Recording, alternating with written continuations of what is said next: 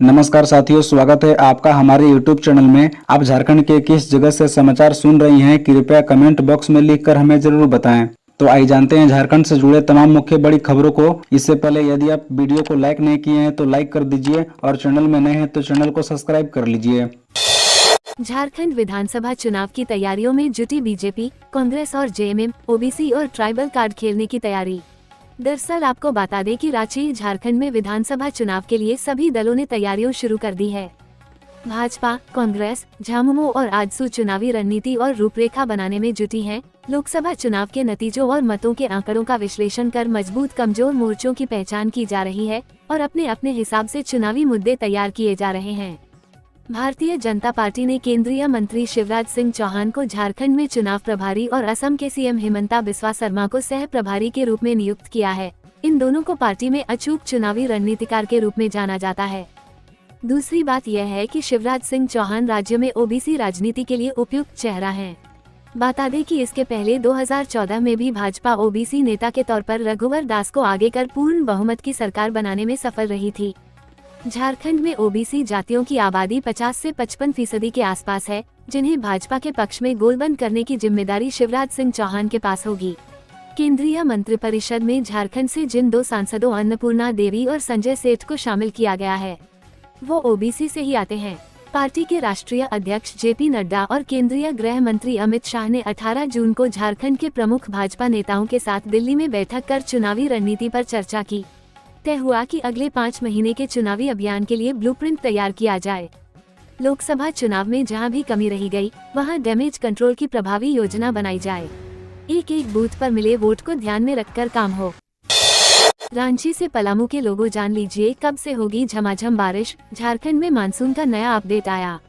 दरअसल आपको बता दें कि मानसून झारखंड में दाखिल हो चुका है। केरल में 1 जून के आसपास मानसून आने के बाद झारखंड पहुंचने की संभावित तिथि 15 जून के आसपास होती है। इस हिसाब से इस साल मानसून करीब 6 दिन देर से झारखंड पहुंचा है। मानसून का प्रवेश संताल परगना के रास्ते हुआ है। रांची मौसम विज्ञान केंद्र के प्रभारी अभिषेक आनंद ने बताया कि दक्षिण पश्चिम मानसून शुक्रवार को झारखंड पहुँच गया और साहिबगंज और पाकुड़ जिलों पर छा गया है।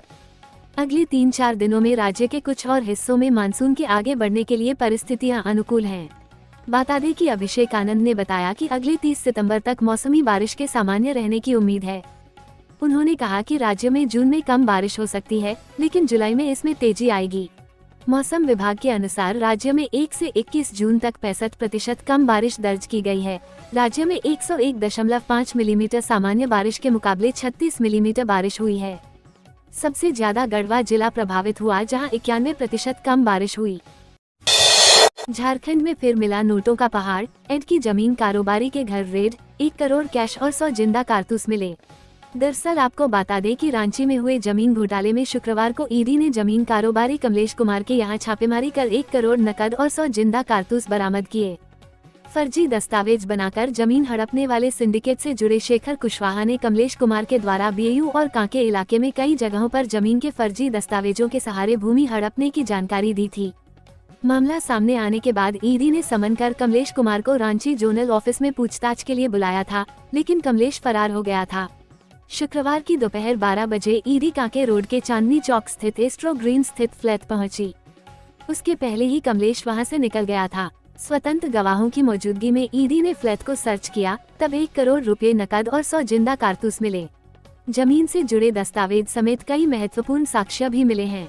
कांके रोड के घर में छापेमारी के बाद ईडी ने देर शाम कमलेश के चेशायर होम रोड स्थित आवास पर भी छापेमारी शुरू की, जो खबर लिखे जाने तक जारी थी।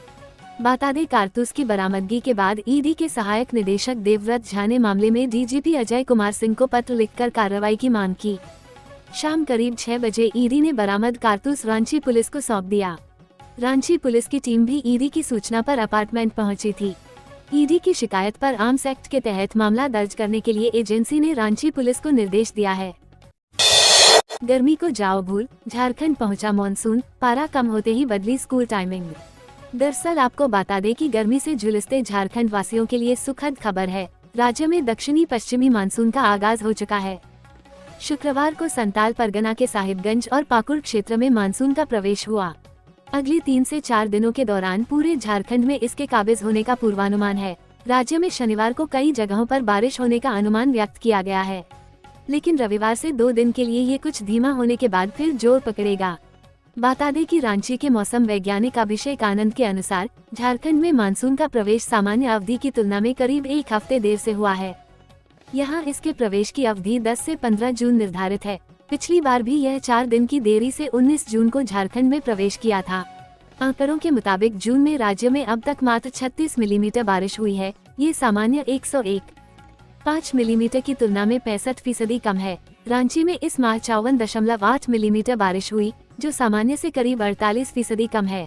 इधर शुक्रवार को वज्रपात से रांची जिले में 2, हजारीबाग में 1 और लोहरदगा में 1 व्यक्ति की मौत हो गई। जमीन कारोबारी कमलेश के ठिकानों पर रेड, 1 करोड़ कैश और 100 कारतूस बरामद। अपने साथ कई अहम दस्तावेज भी ले गई टीम। दरअसल आपको बता दें कि रांची में जमीन कारोबारी कमलेश कुमार के घर सहित कई ठिकानों पर प्रवर्तन निदेशालय (ईडी) की रेड हुई है। इस रेड में 1 करोड़ कैश और 100 कारतूस बरामद हुए हैं। ईडी ने कमलेश के काके रोड के एस्टर ग्रीन अपार्टमेंट के साथ साथ उसके दूसरे ठिकानों पर छापा मारा है। जांच एजेंसी के हाथ इस रेड में कई अहम सुराग भी लगे हैं। जांच एजेंसी अपने साथ कई अहम दस्तावेज भी जब्त कर ले गई है। ईडी ने हेमंत सोरेन से जुड़े जमीन घोटाले मामले में ये छापेमारी की है। कमलेश को ईडी ने पूछताछ के लिए समन भी भेजा था। कमलेश कुमार पर जुमार नदी की प्रतिबंधित श्रेणी की जमीन पर अवैध कब्जा कर निर्माण कार्य करने का भी आरोप लगा है। बता दें कि कमलेश पर मनी लॉन्ड्रिंग का आरोप है। उस पर आरोप है कि करोड़ों की कीमत वाली जमीन को हासिल करने के लिए जाली दस्तावेजों का निर्माण कराया। पिछले 10 सालों के दौरान कमलेश ने करोड़ों की संपत्ति अर्जित की है। ईडी ने जमीन घोटाला मामले में कमलेश के खिलाफ अहम सबूत इकट्ठा किए हैं। सूत्र बताते हैं कि कमलेश के ऊपर कई बड़े अफसर का हाथ है, जिसमें कई पुलिस अधिकारी भी हैं। झारखंड में शुरू हुई गुरुजी स्टूडेंट क्रेडिट कार्ड योजना क्या है, कितने का मिलेगा लोन, कैसे करें आवेदन। दरअसल आपको बता दें कि मुख्यमंत्री चंपाई सोरेन ने शुक्रवार को झारखंड मंत्रालय में उच्च एवं तकनीकी शिक्षा विभाग की उच्च स्तरीय बैठक की। इस दौरान गुरुजी स्टूडेंट क्रेडिट कार्ड योजना के स्टूडेंट एप्लीकेशन मॉड्यूल का शुभारंभ किया। इसकी लॉन्चिंग के साथ ही अब झारखंड में गुरुजी स्टूडेंट क्रेडिट कार्ड के लिए छात्र छात्राएं आवेदन कर सकते हैं। बता दें कि इस योजना के तहत उच्च शिक्षण संस्थान में चयनित विद्यार्थी ऑनलाइन आवेदन कर सकेंगे। इसके बाद उन्हें सरकार ने योजना के लिए जिन 4 बैंकों के साथ इकरारनामा किया गया है, उससे 15 लाख रुपए तक शिक्षा ऋण उपलब्ध कराया जाएगा। मुख्यमंत्री ने विभाग के प्रधान सचिव राहुल पुरवार से कहा है कि राज्य के किसी भी विद्यार्थी को आर्थिक तंगी की वजह से उच्च और तकनीकी शिक्षा से नहीं वंचित रहने देना सरकार का संकल्प है। योजनाओं का लाभ गरीब और मेधावी विद्यार्थियों को सुलभता के साथ सुनिश्चित करें। सीएम ने योजना की शुरुआत करते हुए एक्स पर लिखा, आज एक और वादा पूरा हुआ। आज विद्यार्थियों के उच्चतर शिक्षा में सहयोग के लिए गुरुजी स्टूडेंट क्रेडिट कार्ड योजना का शुभारंभ किया गया। इसके तहत छात्र छात्राओं को उच्च शिक्षा के लिए आसानी से 15 लाख तक ऋण उपलब्ध होगा।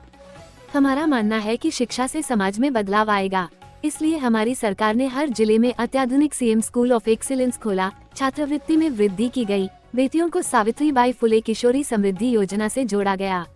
तकनीकी शिक्षा हेतु मानकी मुंडा छात्रवृत्ति शुरू की गई तथा गरीब परिवारों से ताल्लुक रखने वाले छात्रों को मृंग बोम के जयपाल सिंह मुंडा पारदेशीय छात्रवृत्ति देकर विदेशों में उच्च शिक्षा के लिए भेजा गया। आप सभी के सहयोग से शिक्षा के जरिए झारखंड की अगली पीढ़ी के जीवन स्तर में बदलाव लाने की यह मुहिम जारी रहेगी। जल्द शुरू करें ट्राइबल यूनिवर्सिटी, राज्य के लिए बहुत जरूरी, सीएम चंपाई का अधिकारियों को आदेश। दरअसल आपको बता दें कि मुख्यमंत्री चंपाई सोरेन ने जमशेदपुर में खोली जाने वाली ट्राइबल यूनिवर्सिटी को जल्द क्रियाशील बनाने का निर्देश अधिकारियों को दिया है।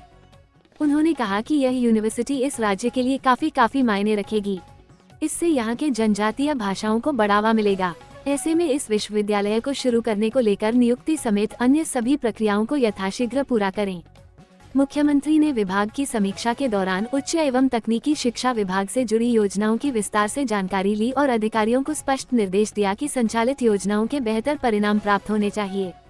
मुख्यमंत्री ने राज्य में उच्च एवं तकनीकी शिक्षा को बेहतर और उत्कृष्ट बनाने पर जोर दिया। उन्होंने कहा कि यहां से बड़े पैमाने पर विद्यार्थी उच्च शिक्षा के लिए दूसरे प्रदेशों का रुख करते हैं। ऐसे में हमें ये प्रयास करना होगा कि यहाँ के उच्च शिक्षण संस्थानों में क्वालिटी एजुकेशन के साथ कैंपस प्लेसमेंट की भी मजबूत व्यवस्था हो, ताकि यहाँ के विद्यार्थी अपने ही राज्य में अच्छी शिक्षा प्राप्त कर अच्छा जॉब भी हासिल कर सकें। बता दें कि बैठक में मुख्य सचिव एल खियांगते, मुख्यमंत्री के अपर मुख्य सचिव अविनाश कुमार, उच्च शिक्षा एवं तकनीकी विभाग के प्रधान सचिव राहुल कुमार पुरवार, मुख्यमंत्री के सचिव अरवा राजकमल, निदेशक उच्च शिक्षा रामनिवास यादव और अन्य अधिकारी मौजूद थे। झारखंड में महिलाओं को मिलेंगे हर महीने 1,000 रुपए। 25-50 साल की उम्र वाली महिलाओं को मिलेगा फायदा। अगस्त से खाते में आएंगे पैसे। दरअसल आपको बता दें कि झारखंड में महिलाओं को आर्थिक रूप से मजबूत बनाने के लिए चंपाई सरकार महिलाओं के बैंक खाते में हर महीने 1,000 रुपए भेजेगी। सरकार की इस योजना का लाभ 40 लाख महिलाओं को मिलेगा। राज्य सरकार ने जल्द से जल्द इस योजना को लागू करने के लिए तैयारी तेज कर दी है। चंपाई सरकार 1 जुलाई से मुख्यमंत्री बहन बेटी स्वावलंबन प्रोत्साहन योजना शुरू करने की तैयारी में है। राज्य सरकार पश्चिम बंगाल की लक्ष्मी भंडार योजना की तर्ज पर झारखंड में बहन बेटी स्वावलंबन योजना की शुरुआत कर रही है। बता दें कि इस योजना का फायदा 25 से 50 वर्ष की आयु सीमा के बीच की महिलाओं को मिलेगा। सरकार जल्द ही कैंप लगाकर इसके लिए आवेदन लेगी। जुलाई में आवेदन की प्रक्रिया पूरी करने की योजना है, जबकि अगस्त से इस योजना के माध्यम से महिलाओं के खाते में पैसे भेजने की शुरुआत हो सकती है। झारखंड में इस योजना में आने वाले खर्च अनुमान के मुताबिक करीब 40 लाख महिलाएं इस योजना के दायरे में आएंगी। योजना पर सालाना करीब 4,000 करोड़ रुपए से अधिक खर्च हो सकता है। चंपाई सोरेन ने झारखंड मंत्रालय में महिला, बाल विकास एवं सामाजिक सुरक्षा विभाग की समीक्षा की। इस बैठक के बाद ही योजना पर फैसला लिया गया। झारखंड के अस्थायी कर्मचारियों के लिए गुड न्यूज, 90,000 को मिलेगा ईपीएफ का फायदा। दरअसल आपको बता दें कि राज्य सरकार के विभिन्न विभागों, सार्वजनिक उपक्रमों एवं अन्य सरकारी निकायों में अस्थायी रूप से कार्यरत कर्मचारियों के लिए अच्छी खबर है। विभिन्न सरकारी विभागों और सार्वजनिक उपक्रमों एवं अन्य सरकारी निकायों के सभी संविदा, आकस्मिक, दैनिक वेतन एवं आउटसोर्स एजेंसियों के माध्यम से कार्यरत कर्मचारियों, अनुमानित 90,000 कर्मचारियों को ईपीएफ का लाभ मिलेगा। मुख्य सचिव एल खियांगते ने राज्य के सभी अपर मुख्य सचिव, प्रधान सचिव, सचिव, प्रमंडलीय आयुक्त एवं उपायुक्तों को कर्मचारी भविष्य निधि एवं विविध प्रावधान अधिनियम 1952 के तहत उक्त सभी अस्थायी कर्मचारियों तक लाभ विस्तारित करने का निर्देश दिया है। बता दें कि वित्तीय वर्ष 2017-18 में भारत सरकार से प्राप्त निर्देश के आलोक में उक्त अस्थायी कर्मियों में जिनका मानदेय 15,000 या इससे कम था, उन्हें कर्मचारी भविष्य निधि का लाभ दिया जा रहा है, जबकि 15,000 से अधिक मानदेय पाने वाले अस्थायी कर्मचारी इस लाभ से वंचित थे।